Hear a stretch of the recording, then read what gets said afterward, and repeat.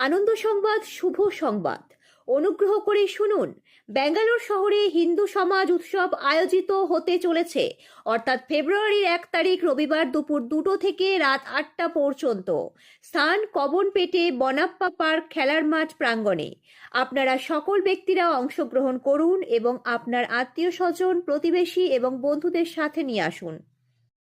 পশ্চিম মেদিনীপুর জেলা যুব কংগ্রেস ও জেলা কংগ্রেস এদিন বিক্ষোভ কর্মসূচির আগে জেলা কংগ্রেস কার্যালয় থেকে একটি মিছিল বের হয়। মিছিলটি মেদিনীপুর শহরের বিভিন্ন গুরুত্বপূর্ণ রাস্তা পরিক্রমা করে মেদিনীপুর পৌরসভার সামনে এসে পৌঁছায়। এরপর পৌরসভার গেটের সামনে দীর্ঘক্ষণ ধরে বিক্ষোভ দেখান কংগ্রেস ও যুব কংগ্রেসের নেতাকর্মীরা। অমৃত প্রকল্পের আওতায় প্রতিটি বাড়িতে পানীয় জল সরবরাহ নিশ্চিত করা, পানীয় জল দিতে ব্যর্থ হওয়া সত্ত্বেও নিজস্ব পানীয় জলের ব্যবস্থা করলে বেআইনিভাবে অর্থ আদায় বন্ধ করা, মিউটেশন ফিড নামে শহরবাসীর কাছ থেকে অতিরিক্ত টাকা নেওয়া বন্ধ করা, অবৈধ বিল্ডিং প্ল্যান পাস বন্ধ করা এবং ইতিমধ্যেই বেআইনিভাবে পাশ করা বিল্ডিং প্ল্যান বাতিল ঘোষণা করা সহ মোট 9 দফা দাবিতে মেদিনীপুর পৌরসভায় তীব্র বিক্ষোভ দেখায়।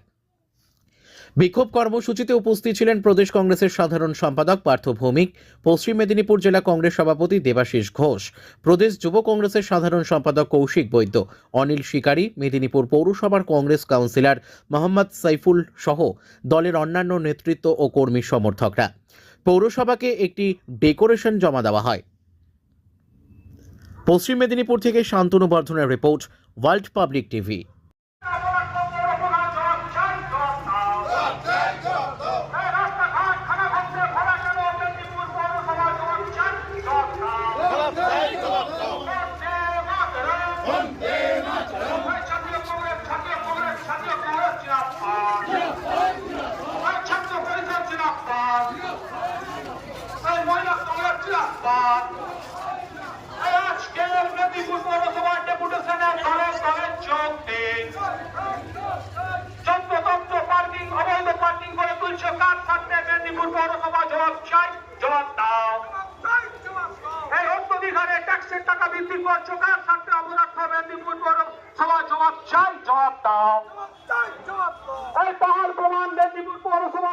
বিরুদ্ধে আজকে ডেপুটেশনের দলের দলের চোখ দিন।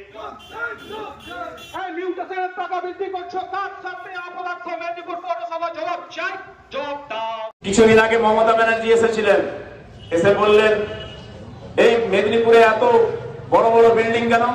চেয়ারম্যানকে প্রশ্ন করলেন, আরে মেদিনীপুর পৌরসভায় যদি কারো জায়গা থাকে সে 10 তলা বিল্ডিং তুলতেই পারে। West Bengal municipality building act বলে একটা অ্যাক্ট আছে, যে অ্যাক্টে বলা আছে যদি 10 কাঠা জায়গা হয় সেই জায়গাটায় যদি কেউ কমার্শিয়ালি বিল্ডিং করতে চায় তাহলে সে 40% জায়গায় মানে 4 কাঠা জায়গায় সে বিল্ডিংটা করতে পারবে, তাকে বাকি 6 কাঠা জায়গা ফাঁকা রাখতে হবে।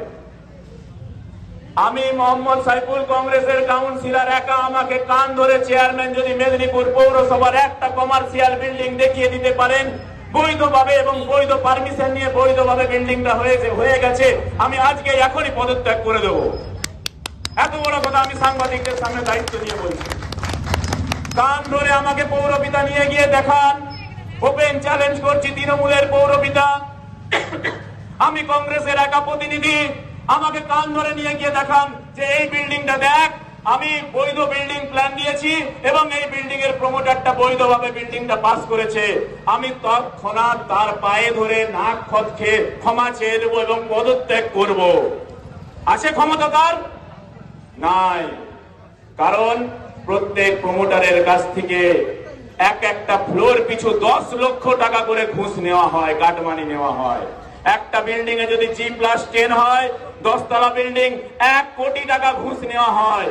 মেদিনীপুরে 100-র বেশি বিল্ডিং হয়েছে, 100 কোটি টাকার উপরে দুর্নীতি হয়েছে। বন্ধু, আমরা আজকে পথসভা করে বিক্ষোভ করে ছেড়ে দেব না, আমরা যতদূর যেতে হয় যাব। গ্রেটার নয়ডার কথা শুনেছেন আপনারা, আমরা কিন্তু সেই পরিণতি মেদিনীপুর পৌরসভায় করিয়ে ছাড়বো, এটা কিন্তু মনে করে দিলাম পৌরপিতাকে। আমরা একা হতে পারি, আমাদের মেরুদণ্ড সোজা আছে। আমরা সংখ্যায় কম হতে পারি, আমাদের মেরুদণ্ড সোজা আছে।